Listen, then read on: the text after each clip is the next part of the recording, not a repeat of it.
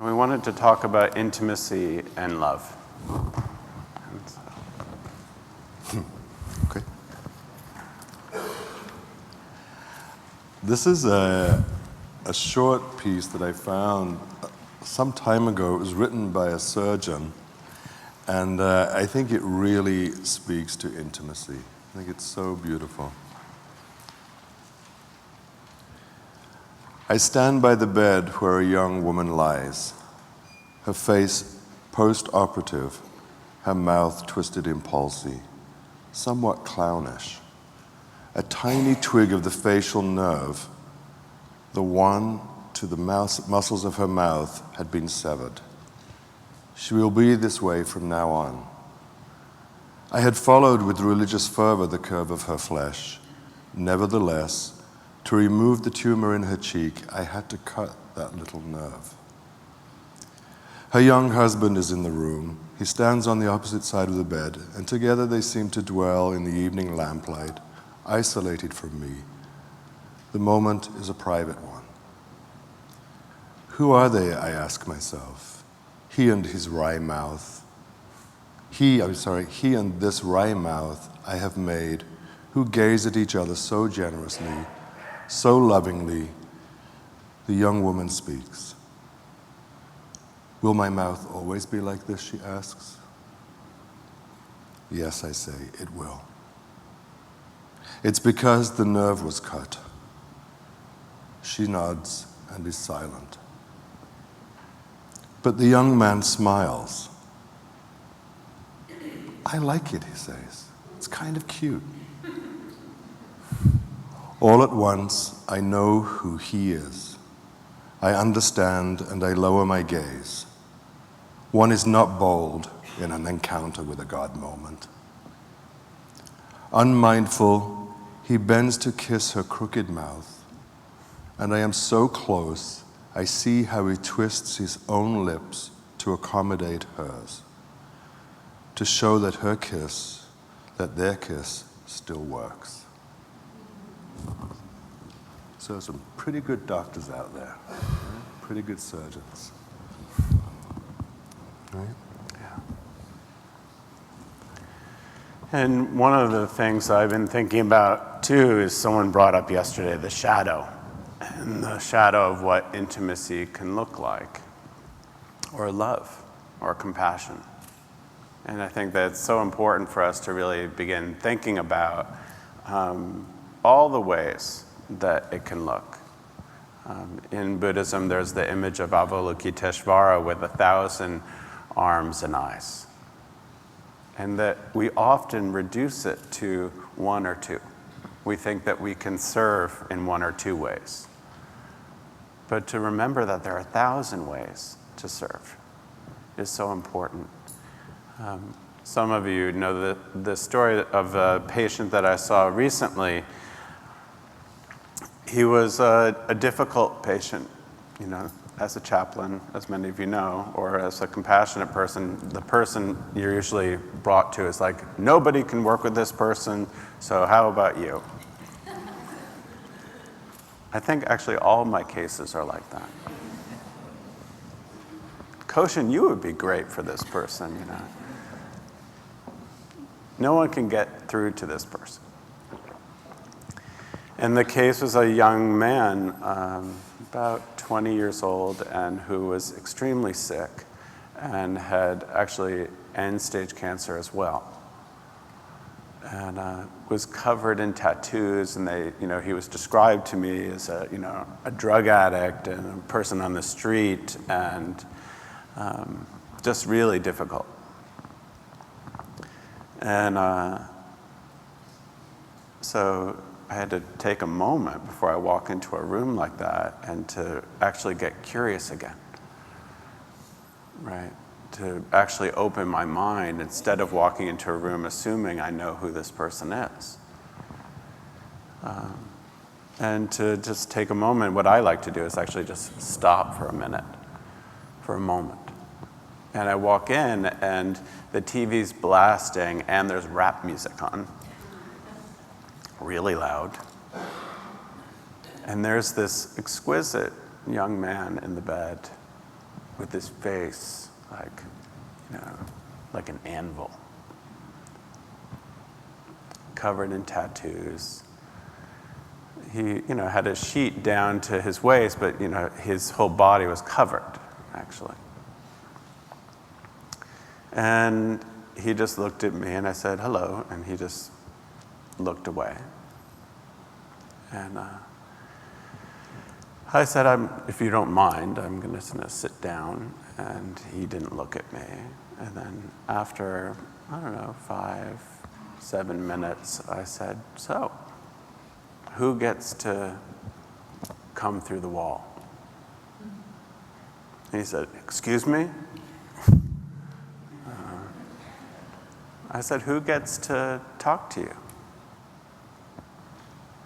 And he was so surprised by the question, because it was so clear to me that he was just protecting himself with all of this visual from the TV, from all of this crazy rap music, right? These tattoos. This is someone who needs to allow for them to give you permission to talk to them. And it was through the surprise that we began to have a conversation. And to me, that's where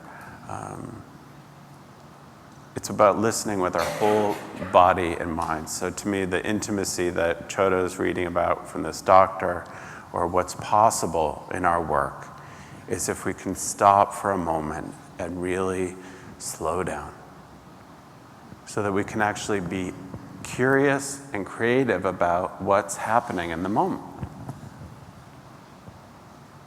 What's here? What's the space? What's the sensation? What's fresh here? What's creative?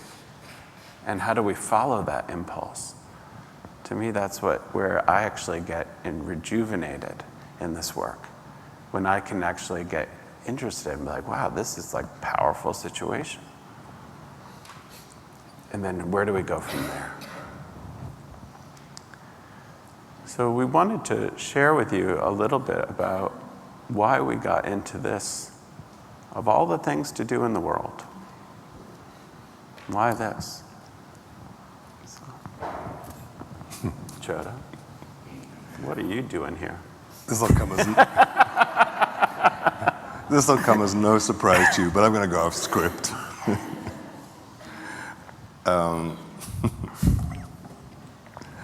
He dreads this moment when I say, I'm going off script.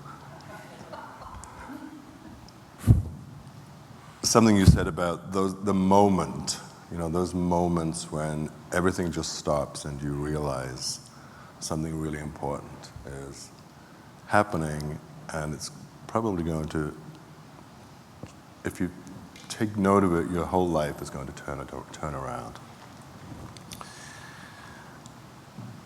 So I used to work in this really fabulous restaurant in New York City. Celebrities, really kind of difficult to get a table. Many of you may have had this experience with this particular restaurant, but it was you had to for a reservation, you had to call a month in advance. And I was the maitre d', I was the gatekeeper.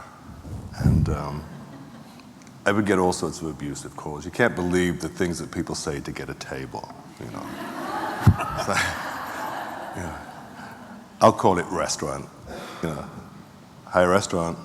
Yeah, could I get a reservation for next Tuesday? I'm sorry, we take reservations a month in advance. I'm going to be on my yacht next week. I can't call. I need the reservation today. Okay, well, it's not going to happen, right? Or, hi, this is Super Rockstar. Super Rockstar's assistant, Kelly. She'll be over at 10:30, 11 o'clock with 10 to 12 people for dessert. Sorry, we don't have any tables. I mean, you want 12 people to come for dessert at 10:30 at night and leave a $10 tip. I'm sorry, we don't have any tables, we're fully booked. Did you hear what I said? This is Kelly, Superstar's assistant. Yeah, did you hear what I said? We have no tables. You know what? You're an asshole. Okay, we definitely have no tables. Right? So while I'm working in this restaurant, I've just started my Buddhist practice. I've moved back to New York to work in this restaurant.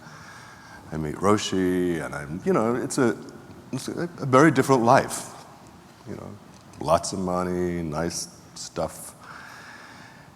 And I've also started I've been volunteering in hospice, and then I started my first unit training as a chaplain. And I was at Beth Israel North on the pediatrics oncology. And one of the first cases, if you like, was, there were two, but I'll call this little girl Christine. She was 4 years of age.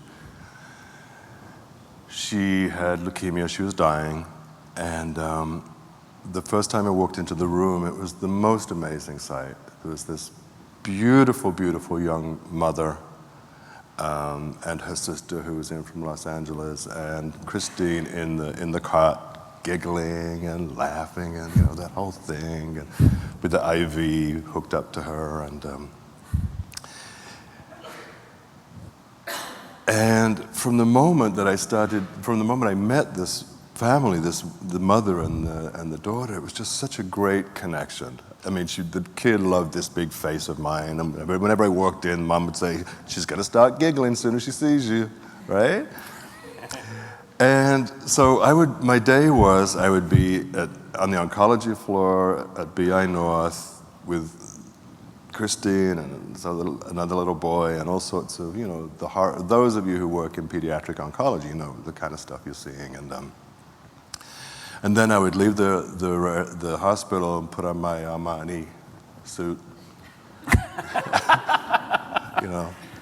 get to the restaurant.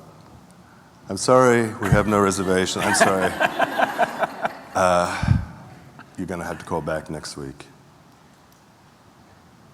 I need a reservation tomorrow. This is really important. I'm sorry, you're going to have to call back next week for a reservation further down the road. You don't understand. My mother's dying, and I'm going to be at the funeral next week, and I'm not going to have time to make a reservation. Your mother's dying. You want to make a reservation. What's the most important thing in your life here, right?" I said, "I'm sorry, I can't do anything about it." "You are an asshole, and you're going to die." Click. Right? So I star 69 his ass.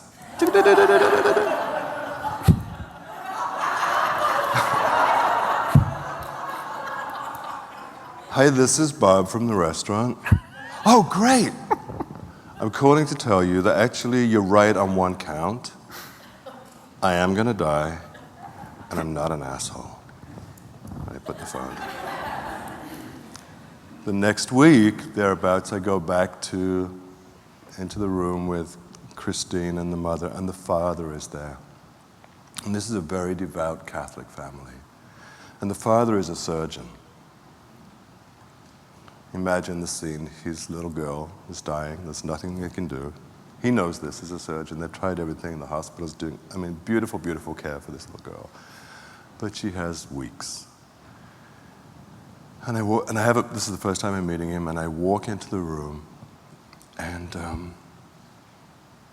his wife says, "Oh, John, this is Bob, the chaplain I was telling you about. He's been so great to Christine, and he's given us so much support, and she really loves him." He looks at me and he said, "You're the chaplain?" I said, "Yeah." He said, "Well, I have a question for you, okay? Where's God right now? Why is this happening to me? Look at my daughter. Where is God right now?" And I said, "I don't have the answer for that." And then he started screaming at me. "And what the hell are you doing in here? What the hell good is God? What the hell good is a chaplain? What good is anything that you can say to me right now?" And he's really losing it. And at that moment, his daughter starts to giggle and looks at me, and she's like, and I looked at him and I said, there's God right there. And in that moment of his screaming at me, I had this vision of this restaurant. And it was like that clear moment you just talked about when everything drops away and it's like, I can take being screamed at 24/7 if this is what it's about. This is just not important. And I spoke to Roshi, spoke to him, spoke to all sorts of people. I said, I'm going to give this up. I'm going to go become a chaplain. And these two said, great. Everybody else said, you're crazy. What about Madonna and Lauren Bacall? It's like, you know what? They'll survive. And that's what I did. And it was the best thing I've ever done, was to just walk out of there and go back into the hospital. And I get a Christmas card every year from Christine's mother. And they had 3 new children. And she says, I can't tell you the difference you made in our life. And my husband, he really saw it. And every year I get that card. And I never reply. But it's just a beautiful thing. And that's my story. What's your story? Why do you do this? I do this for 2 main reasons. When I was growing up, I talked about this the other day, my mother used to ask me, she was a hospice volunteer when I was a small child, and she used to turn to me like when I was 8 and say, are you content?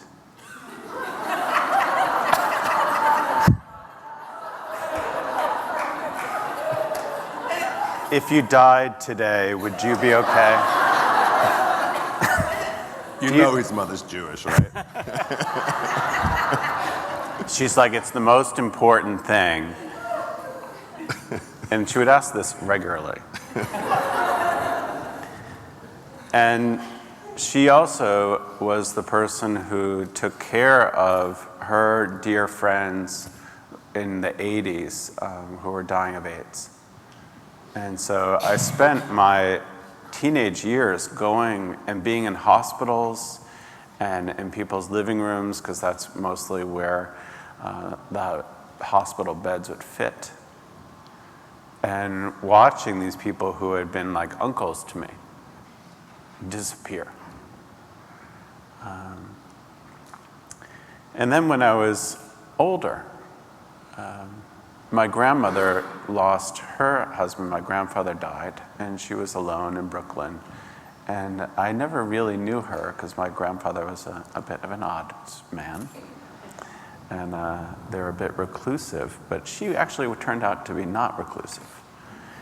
And she was this extraordinary woman who worked for a lawyer who was an art dealer and all kinds of things. And when she could no longer walk up the stairs of the subway, he started sending a Lincoln Town Car to get her from Brooklyn. And because she couldn't figure out how to do computers, he's like, we'll do the books old school. She was an amazing woman, and she was sharp as a tack.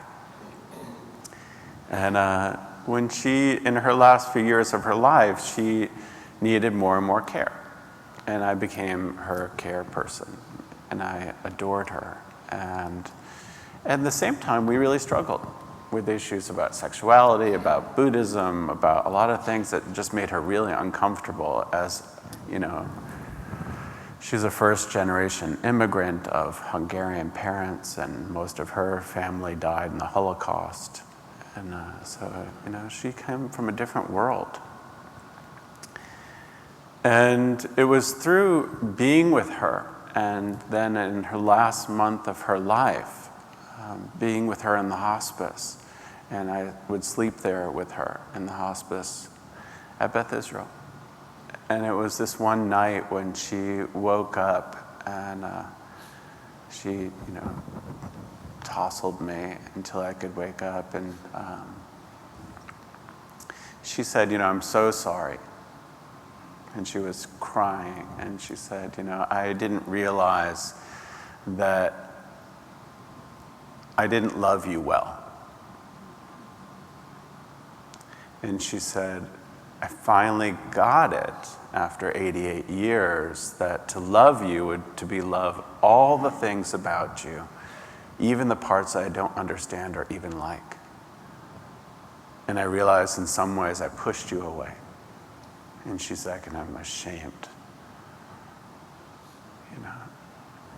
And she's like, and you never faltered, even when I pushed you.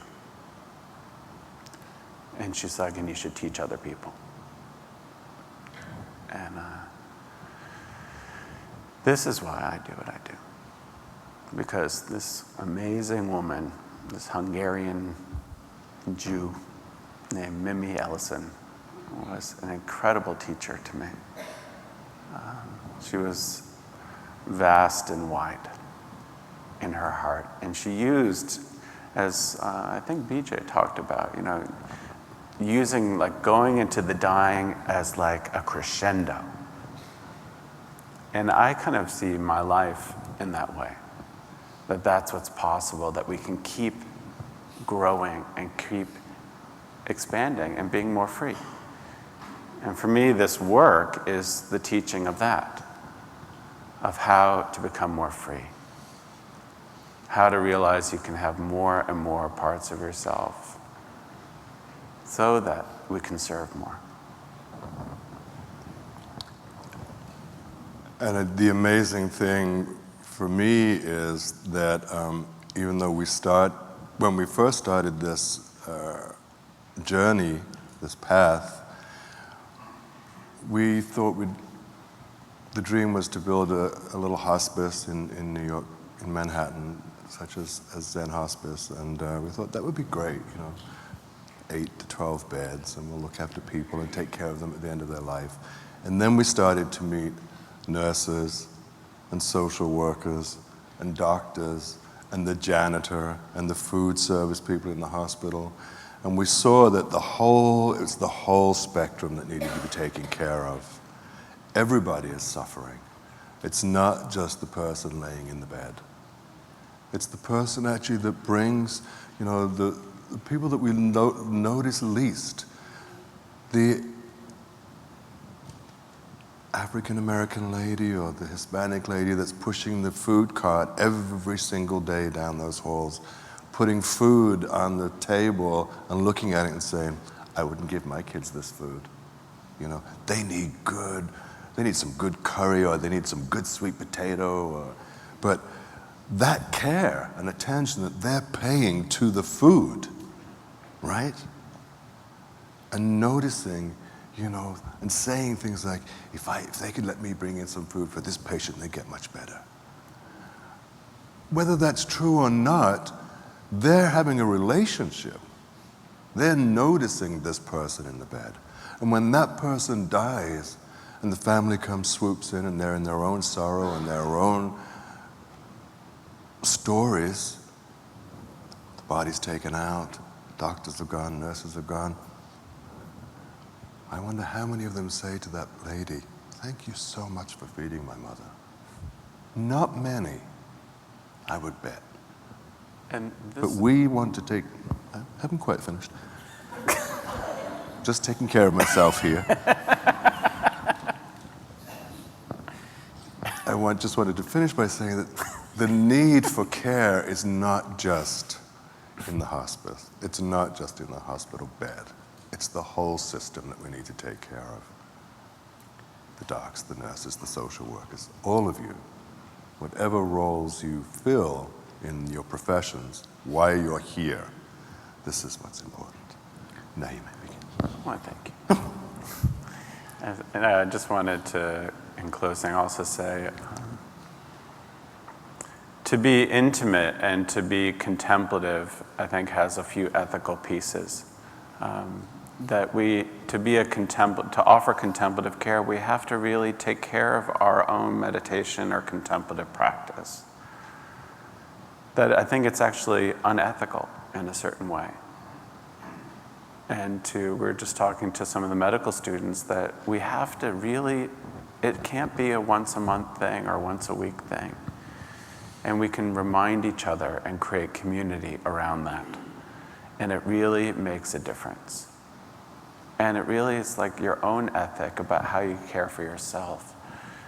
And like Chodo's saying, then we can expand out into the world and see wherever at the corner grocery store or in the hospital or in the hospice or wherever you are, you'll see many more things and how to care. And our wish for you is just for all of us to inhabit more and more this world so that we realize that we're more a part of this world, and that's how we will change it and care for it. So thank you. And I've finished. Speaking of caring, and hopefully when you leave here, you'll leave here with a different mindset to when you arrived. And think about how you can care for each other and how you can care for the workplace and how you can care for your others in your life.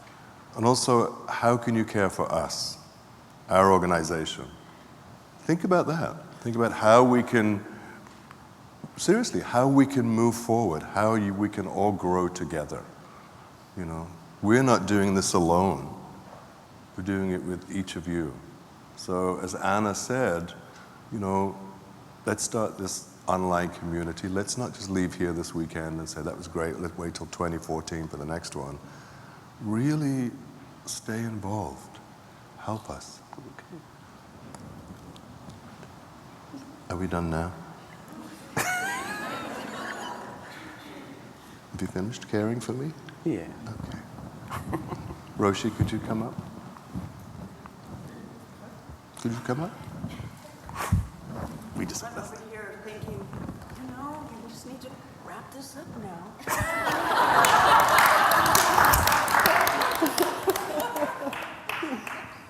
Yeah.